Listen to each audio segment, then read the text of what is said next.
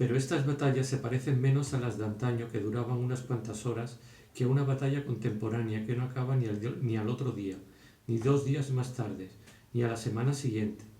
Empeñamos en ella todas nuestras fuerzas, creyendo siempre que son las últimas que vamos a necesitar, y pasa más de un año sin que llegue la decisión. Quizás añadiese a ella una inconsciente reminiscencia de las escenas fingidas hechas por Monsieur de Charlus, a cuyo lado me hallaba cuando el temor a ser abandonado por Albertín se había apoderado de mí. Pero más tarde oí contar a mi padre un episodio que entonces ignoraba y que me permite creer que había encontrado todos los elementos de aquella escena en mi interior, en una de esas oscuras reservas de la herencia que ciertas emociones, obrando en esto como sobre la reserva de nuestras energías acumuladas, algunos medicamentos análogos al alcohol y al café, nos vuelven disponibles.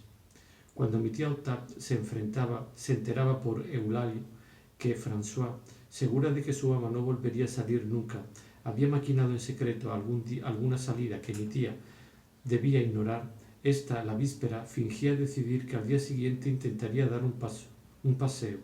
A François, incrédulo al principio, no solo le hacía preparar de antemano sus ropas y ventilar las que llevaban mucho tiempo encerradas, sino incluso encargar el coche y preparar casi en un cuarto de hora todos los detalles de la jornada.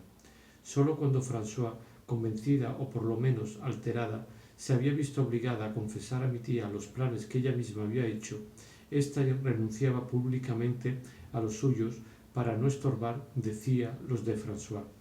De igual manera, para que Albertín no pudiera pensar que yo exageraba y para hacerle avalar todo lo posible en la idea de que nos separábamos, sacando por mí mismo las deducciones de lo que acababa de adelantar, me había decidido anticipar el tiempo que empezaría al día siguiente y que duraría siempre, el tiempo en que estaríamos separados, dirigiendo a Albertín las mismas recomendaciones que si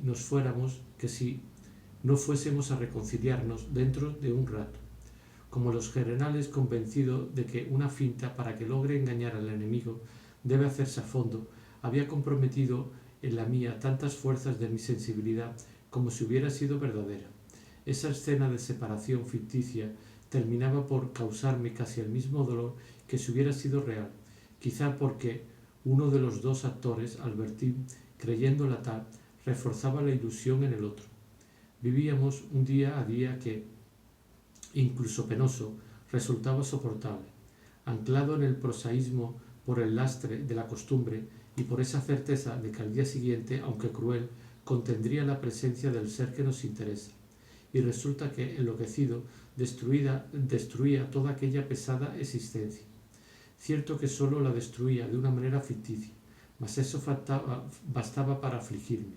Quizá porque las palabras tristes que se dicen, incluso cuando mentimos, llevan en sí su tristeza y nos la inyectan profundamente. Quizá porque sabemos que, simulando la despedida, evocamos por anticipado una hora que fatalmente ha de llegar más tarde. Además, no está uno muy seguro de que no acaba de poner en marcha el mecanismo que hará sonar esa hora. En todo farol, por pequeño que sea, hay una parte de incertidumbre sobre lo que hará aquel al que engañamos. Y si esa comedia de separación fuese a terminar en una separación, imposible considerar su complejidad, por más inverosímil que sea, sin que se le encoja a uno el corazón. Imposible considerar su posibilidad, por más inverosímil que sea, sin que se le encoja a uno el corazón. Estamos doblemente ansiosos, porque entonces la separación se produciría en el momento en que resultaría insoportable, en que acabáis de sufrir por la mujer que os dejaría antes de haberlos curado, o por lo menos tranquilizado. Por último, ni siquiera tenemos el punto de apoyo de la costumbre sobre la que descansamos, incluso en el dolor. Acabamos de privarnos voluntariamente de ella. Le hemos dado a la jornada presente una importancia excepcional. La hemos separado de las jornadas contiguas y flota sin raíces como un día de partida.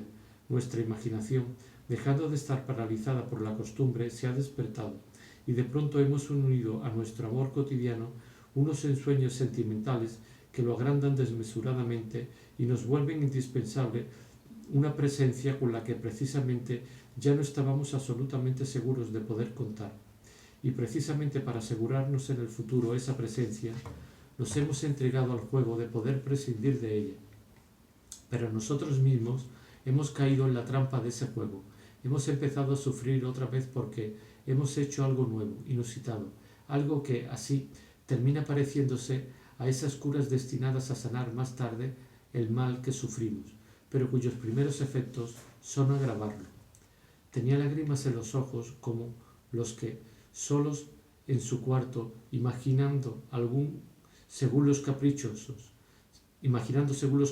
recovecos de su fantasía la muerte de un ser al que aman, se figuran con tanto detalle el dolor que tendrían que acabar por se figuran con tanto detalle el dolor que tendrían que acaban por sentirlo. Así, mientras multiplicaba las recomendaciones a Albertín sobre la conducta que debería seguir conmigo cuando estuviéramos separados, me parecía sentir casi tanto dolor como si no debiésemos reconciliarnos dentro de un instante. Y además, estaba tan seguro de poder hacerlo, de hacer que Albertín volviera a la idea de la vida común y de que, si lo conseguía por esa noche, no renacería en ella el estado de ánimo que había disipado aquella escena. Me sentía, pero no me creía dueño del porvenir, por comprender que aquella sensación dependía exclusivamente de lo que aún no existía y de que, por lo tanto, no estaba agobiado por su necesidad. En suma, a pesar de mentir, quizá ponía en mis palabras más verdad de lo que pensaba. Acababa de tener un ejemplo cuando le había dicho a Albertín que no tardaría mucho en olvidarla. De hecho, era lo que me había pasado con Gilbert, a la que ahora me abstenía de ir a ver para evitar no un sufrimiento sino un engorro. Y desde luego, había sufrido escribiendo a Gilbert que no volvería a verla, pero solo iba de vez en cuando a casa de Gilbert. Todas las horas de Albertín pero solo iba de vez en cuando a casa de Gilbert. Todas las horas de Albertín me pertenecían, y en amor es más fácil renunciar a un sentimiento que perder una costumbre. Pero tantas palabras dolorosas relativas a nuestra separación, si la fuerza para pronunciarlas me venían dadas porque las sabía embusteras, en cambio eran sinceras en boca de Albertín cuando la oí exclamar: «Ah, prometido, no volveré a verlo nunca. Cualquier cosa antes de que verle llorar así, querido. No quiero apenarlo. Ya que es necesario, no nos veremos más». Eran sinceras, cosa que no hubiera podido ser de mi parte porque, como Albertín no sentía por mí más que amistad, de un lado la renuncia que prometían le costaba menos, del otro porque mis lágrimas, que hubieran sido tan poca cosa en un gran amor, le parecían casi extraordinarias y la trastornaban, traspuestas al terreno de aquella amistad en que ella permanecía, de una amistad mayor que la mía, a juzgar por lo que acababa de decir, a juzgar por lo que había dicho, porque en una separación el que no ama con amor es el que dice las cosas más tiernas, dado que el amor no se expresa directamente, a juzgar por lo que acababa de decir, y que acaso no fuera del todo inexacto, desde el momento en que las mil bondades del amor pueden acabar despertando en el ser que lo inspira y no lo siente un afecto, una gratitud menos egoístas que el sentimiento que los provocó, y que quizá, tras años de separación, cuando no quedase nada de él en el antiguo amante, seguirían subsistiendo en la amada. Solo hubo un momento en que sentí hacia ella una especie de odio que no hizo más que avivar mi necesidad de retenerla. Como aquella noche solo estaba celoso de Mademoiselle Vinteuil, pensaba con la mayor indiferencia en el Trocadero, no solo porque yo la había enviado allí para evitar a los Verduy, sino incluso al ver allí aquella Lea por cuya causa había hecho yo volver a Albertín, y para que no la pronunciese y pensar el nombre de Lea, y ella, desconfiada y creyendo que tal vez me habían dicho más, se adelantó y dijo con volubilidad, no sin esconder un poco la frente: «La conozco muy bien. El año pasado fuimos con las amigas a verla actuar. Después de la representación subimos a su camerino. Se vistió delante de nosotras. era muy interesante. Mi pensamiento se vio obligado entonces a soltar a Mademoiselle Vintel y con un esfuerzo desesperado, en aquella carrera hacia el abismo de las reconstrucciones imposible, se aferró a la actriz, a esa velada en la que Albertine había subido a su camerino. De un lado, después de todos los juramentos que me hiciera, y en un tono tan verídico, después del sacrificio tan completo de su libertad, ¿cómo creer que en todo aquello hubiera algo malo? Y sin embargo, ¿no eran mis sospechas unas antenas dirigidas hacia la verdad? Porque si por mí había renunciado a los Verdurin para ir al Trocadero, lo cierto es que en casa de los Verdurin debía de haber estado Mademoiselle Vintel, y porque en el Trocadero, al que por otra parte había renunciado para pasear conmigo, había estado como razón para hacerle regresar aquella Lea que parecía inquietarme sin motivo y a la que, sin embargo, en una frase que yo no le pedía, declaraba haber conocido en una escala mayor que la prevista por mis temores, en circunstancias bastante turbias. Porque, ¿quién ha podido inducirle a subir de aquel modo a ese camerino? Si yo dejaba de sufrir por Mademoiselle Vintel cuando sufría por Lea, los dos verdugos de mi jornada, era bien por la incapacidad de mi mente para figurarse a la vez varias escenas, bien por la interferencia de mis emociones nerviosas, de la que mis celos solo eran el eco. Podía deducir que Albertine no había sido más de Lea que de Mademoiselle Vintel, y si creía que había sido de Lea, solo era porque seguía sufriendo. Pero que mis celos se extinguiesen para despertar a veces uno tras otros, tampoco significaba que no correspondiera cada uno de ellos, en cambio, a alguna verdad presentida, que de aquellas mujeres no hacía falta que me dijese esta o aquella, sino todas. Digo presentida porque yo no podía ocupar todos los puntos del espacio y del tiempo que hubiera sido necesario, y además, ¿qué instinto me habría dado la concordancia de unos y otros para permitirme sorprender a Albertine en tal lugar y a tal hora con Lea, o con las muchachas de Balbec, o con la amiga de Mademoiselle Bontemps a la que había rozado, o con la muchacha del tenis que le diera con el codo, o con Mademoiselle Vintel? Mi pequeña Albertine, qué amable es usted por prometerme. De todos modos, al menos los primeros años evitaré los lugares donde esté usted. No sabe si irá este verano a Balbec, porque en tal caso yo me las arreglaría para no ir. Si ahora seguía avanzando así, adelantándome al tiempo en mi invención mentirosa, era menos por atemorizar a Albertine que por hacerme daño a mí mismo. Como un hombre que al principio solo tenía motivos poco importantes para enfadarse, termina embriagándose con los estallidos de su propio grito y se deja arrastrar por una furia engendrada no por sus agravios, sino por su propia cólera que va subiendo de tono. Así rodaba yo cada vez más deprisa por la pendiente de mi tristeza, hacia una desesperación cada vez más profunda, y con la inercia de un hombre que, sintiéndose embargado por el frío, no trata de luchar y encuentra incluso una especie de placer tiritando.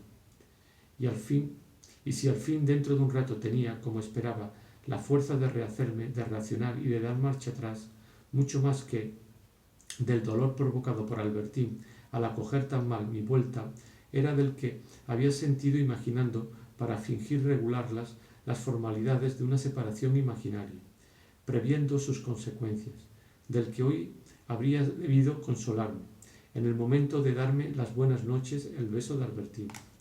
En todo caso, no podía ser ella quien me las diese, porque eso me hubiera vuelto más difícil el brusco cambio por el que le propondría renunciar a nuestra separación.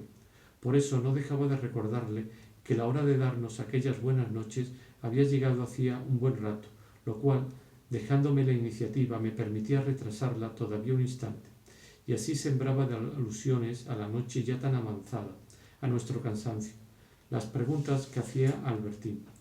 No sé a dónde iré, respondió con aire preocupado a la última. Quizás vaya a Touraine, a casa de mi tía. Y ese primer proyecto que esbozaba me heló, como si comenzara a realizar efectivamente nuestra separación definitiva. Albertine miró la habitación, la pianola, los sillones de raso azul. Todavía no puedo hacerme a la idea de que no volveré a ver todo esto ni mañana, ni pasado mañana, ni nunca. Pobre cuartito. Me parece imposible. No puedo, no puedo, no puede entrarme en la cabeza. Tenía que ser así. Aquí era usted desgraciada. No, no era desgraciada. Es ahora cuando voy a serlo. No, se lo aseguro. Es mejor para usted. Para usted quizá. Pero para usted quizá. Me puse a mirar fijamente al vacío como si, presa de una gran vacilación, me debatiese contra una idea que se me hubiera ocurrido. Por fin, de pronto, escuche, Albertín, dice que usted es más feliz aquí, que va a ser desgraciada. Desde luego, eso me conmueve. ¿Quiere que intentemos seguir unas semanas más? ¿Quién sabe? Quizá semana a semana se pueda llegar muy lejos. Ya sabe que hay situaciones provisionales que pueden terminar durando siempre. Oh, qué amable sería de su parte. Pero entonces, qué locura habernos hecho tanto daño para nada durante horas. Es como un viaje para el que nos hemos preparado y que después no se hace. Estoy molido de dolor. La senté en mis rodillas. Cogí el manuscrito de Bergot que ella tanto deseaba y escribí en la cubierta: a mi pequeña Albertín, en recuerdo de una renovación de alquiler. Ahora, le dije, váyase a dormir hasta mañana por la noche, querida, porque debe de estar destrozada. Estoy sobre todo muy contenta. Me quiere un poquito, todavía 100 veces más que antes. Habría hecho mal alegrándome con la pequeña comedia, aunque no hubiese alcanzado esta forma de verdadera puesta en escena a que yo la había llevado. Si nos hubiéramos limitado a hablar simplemente de separación, ya habría sido grave.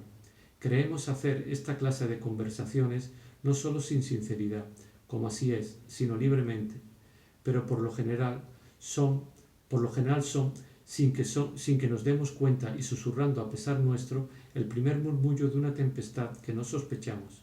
En realidad, lo que entonces expresamos es lo contrario de nuestro deseo, que es vivir siempre con aquella a la que amamos, pero es también esa imposibilidad de vivir juntos lo que provoca nuestro sufrimiento cotidiano, sufrimiento que preferimos al de la separación, porque a pesar nuestro terminará por separarnos. De ordinario, sin embargo, no de golpe. La mayoría de las veces no fue este como se verá mi caso con Albertín. Ocurre que, algún tiempo después de las palabras en que no se cree, se pone en marcha un ensayo informe de separación voluntaria, indolora, temporal. Pedimos a la mujer para que luego se encuentre mejor a nuestro lado y también para escapar nosotros mismos momentáneamente a tristezas y a fatigas conjuntas, que haga sin nosotros o que nos deje hacer sin ella un viaje de unos días, los primeros, desde hace mucho, pasados, cosa que nos habría parecido imposible sin ella. No tarda mucho esa mujer en volver a ocupar su puesto en nuestro hogar, solo que esa separación breve pero realizada no se decide de forma tan arbitraria, ni es desde luego la única como nos figuramos. Vuelven a empezar las mismas tristezas, se acentúa la misma dificultad de vivir juntos, solo que la separación ya no es una cosa tan difícil. Se ha empezado hablando de ella, luego se ha puesto en práctica bajo una forma amable, pero no son más que simples pródromos que no hemos reconocido. Pronto a la separación momentánea y sonriente sucederá la separación atroz y definitiva que, sin saberlo, hemos preparado.